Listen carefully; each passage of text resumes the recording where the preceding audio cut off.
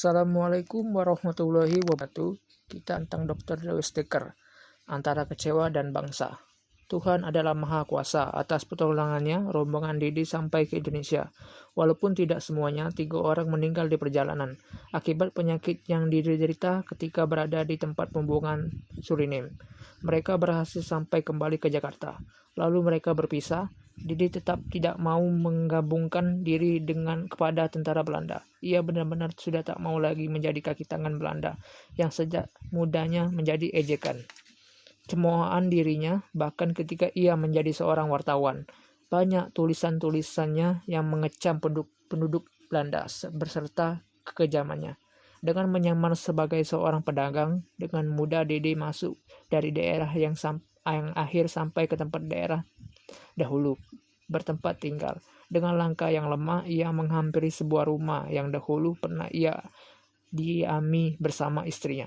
Ia berharap dapat menjumpai istrinya yang beberapa tahun ditinggalkan.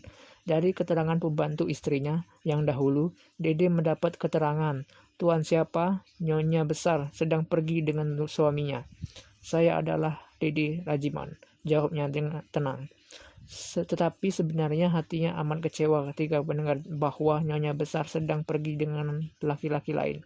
Katakanlah bahwa saya pernah menemui ke sini. Bilang saja saya Dede, anak bekas Residen Lebak. Terima kasih dan permisi, katanya lagi sambil segera meninggalkan tempat itu. Sebelum pembantu rumah tangga itu mengatakan sesuatu lagi, laki-laki yang menamakan dirinya Dede Rajiman sudah hilang di belokan. Ketika nyonya rumah itu kembali, pembantu rumah tangga itu menceritakan tentang seorang tamu laki-laki. Alangkah terkejutnya hati wanita yang dipanggil nyonya besar itu. Tidak terasa mulutnya berkata, "Oh, Lewis Dekker, ternyata engkau suamiku, engkau masih hidup," katanya. Suaminya yang berkata itu mendengar rintihan dan keluhan serta penyesalan istrinya. Segera bertanya, "Mengapa dengan Dede atau Lewis Dekker itu? Apa kau menyesal kawin dengan aku? Padahal suamimu yang pertama ternyata masih hidup." "Aku menyesal karena tidak sabar menanti," jawab bekas istri Dede. "Tapi yang sudah, ya sudahlah. Nasi telah menjadi bubur. Ada keuntungan lain yang dapat kita petik dengan berita Lewis Dekker berada di sini," jawab suaminya. "Apa itu?" "Pemerintah kita jadi tahu. Dan dengan demikian berarti Lewis Dekker yang sudah dicap sebagai pengkhianat bangsa kita karena sering menentang pemerintah. Mulai sekarang ia akan dikejar, ditangkap bahkan dihukum bila tertangkap," kata laki-laki itu yang sebenarnya kaki tangan Belanda juga. Sejenak bekas istri Dede termangu, hatinya telah terpukul karena sikap setia Dede terhadap dirinya. Tapi ia tidak sabar menanti berita selanjutnya. Ketika Dede diberitakan dibuang, bahkan menganggap Dede telah mati. Dede nama samaran Dakti, singkatan dari Lewis Dekker. Ia masih keturunan keluarga Lewis Dekker yang pernah menggunakan nama Multatuli dalam buku Max Havelaar. Nama samaran Dede atau Dede semula hanya panggilan sehari-hari dalam dunia jurnalistik. Ia bekerja sebagai wartawan Batavia's Nieuwsblad. Dalam harian ini ia sering menulis kritikan-kritikan pedas terhadap kekejaman pemerintah Belanda di Indonesia.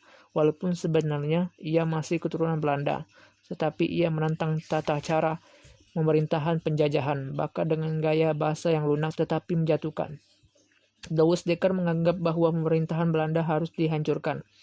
"Tulisan Tuan terlalu menyinggung perasaan kami," kata pemimpin surat kabar itu. "Seharusnya Tuan berada di pihak pemerintah supaya tidak merepotkan Tuan kelak. Saya hanya sekedar menyampaikan apa yang adanya, Tuan Redaktur. Seharusnya Tuan tidak tersinggung membaca tulisan saya, tetapi sebaliknya Tuan harus tergugah dengan apa yang terjadi pada rakyat jelata. Surat kabar tidak harus mutlak menjadi terompet pemerintah. Dan apapun akibat dari tulisan saya itu, tentu bukan saya saja yang akan repot, tetapi Tuan juga akan kecewa kelak." Demikian kenang Dede dalam perjalanannya menuju suatu tempat. Ia meninggalkan surat kabar itu. Kemudian Lewis Dekker berjumpa dengan Dr. Cipto Mangunkusumo. Bersama Dr. Cipto didirikan sebuah koran baru yang bernama Express. bersama dengan kawan-kawan Indonesia, Dr. Cipto, Ki Hajar Dewantara, dan dia sendiri, mencoba melabrak kolonialisme Belanda setajam-tajamnya. Dan TRI itu mendirikan partai politik dengan nama Nasional Indische Partij atau NIP. Dan inilah pula partai yang dapat membuka mata rakyat Indonesia dalam politik. Sejak itulah pula nama Douwe Dekker terkenal di kalam kaum Indonesia. Gerak dan aksinya sangat mencemaskan kedudukan pemerintah Belanda. Sebenarnya sejak itulah pergerakan untuk menuju kemerdekaan telah mulai dirintis oleh trio pemimpin tersebut. Ketika pada tahun 1913 Belanda akan merayakan kemerdekaannya yang ke-100. Waktu itulah timbul tulisan Douwe Dekker yang menyatakan beginilah kami yang merdeka dapat menjajah kamu sekalian. Kritik itu ditujukan kepada Belanda yang ingin merayakan hari kemerdekaannya di tempat tinggal orang lain. Sedangkan biaya yang diperoleh dari memeras keringat bangsa pribumi. Setelah itu melalui tulisan mereka, trio pemimpin itu membuat karangan atau artikel lepas dari Belanda. Dan kami tidak turut, kata-kata itu akhirnya dijadikan semboyan. Akibat ketajaman kritik itulah ketiga orang pemimpin tersebut akhirnya ditangkap Belanda. Mereka masing-masing mendapat hukuman buang. Mula-mula di dalam negeri, tetapi kemudian diberi kesempatan ke luar negeri. Tetapi Dr. Cipto tetap berada di Indonesia. Akhirnya kemudian ditangkap lagi dan dibuang di Banda Neira sampai pendudukan Jepang. Dalam perjalanannya yang terlunta-lunta itu, Douwe Dekker berjumpa dengan seorang laki-laki yang dikenalnya kemudian Husni Tamrin. Pertemuan itu sangat akrab karena sama-sama dalam rel perjuangan dan tujuan yang sama. Apakah engkau telah mendengar berita bahwa sebenarnya kita sama-sama dicari pemerintah Belanda? Tanya Husni Tamrin yang ketika itu sedang menderita sakit malaria. Hal itu sudah menjadi kebiasaan bagi pejuang, bahkan menjadi risiko kita sendiri, jawab Douwe Dekker. Mungkin Tuan sendiri sudah membaca atau mendengar bahwa pemerintah Belanda sedang mencari saya? Itu pun sudah saya tahu. Lalu apa yang harus kita lakukan? Tanya Husni. Apakah Tuan setuju bila kita pindah ke Bandung? Tanya Douwe Dekker. Bagi saya sangat setuju. Perjuangan ini jangan terhenti. Bahkan di setiap tempat ada badan perjuangan untuk membebaskan diri dari belenggu. Sebaliknya Tuan sendirilah yang pindah ke tempat lain. Kesehatan saya semakin parah rasanya. Malaria tropika ini semakin menyerang keras. Biarlah saya tetap tinggal di Jakarta sambil berobat, kata Husni Tamrin yang mencoba memberi saran. Tetapi ruang gerak Tuan sangat diperhatikan sekali. Gerak dan langkah Tuan diintai terus. Mana mungkin Tuan dapat berhubungan dengan dokter, kata Douwe Dekker. Itu sudah risiko kita, sebaliknya Tuan cepat tinggalkan Jakarta ini. Husni Tamrin berkata pada Douwe Dekker, yang penting perjuangan ini jangan sampai terhambat akibat kita berdua sekaligus tertangkap. Tetapi pejuang-pejuang Indonesia telah banyak.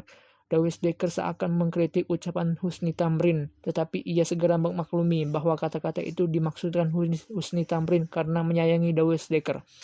Douwe Dekker segera meninggalkan Jakarta. Tak lama kemudian tersiar berita bahwa Husni Tamrin meninggal dunia. Hal ini sangat mengejutkan dan memukul pimpinan lain pejuang-pejuang Indonesia. Demikian pula Douwe Dekker merasa terpukul dengan hilangnya salah seorang kawan seperjuangan yang setia. Bersamaan itu pemerintah Belanda gempar karena Douwe Dekker ternyata berhasil lolos dari pembuangannya. Oleh karena itu mereka menganggap Douwe Dekker sebagai musuh pemerintah. Akhirnya pada suatu kesempatan Douwe Dekker sempat ditangkap dan ditahan di Ngawi. Betapa hatiku takkan rindu telah gugur pahlawanku.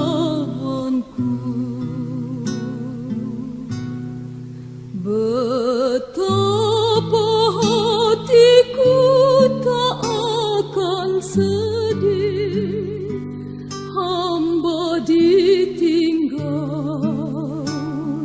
sendiri.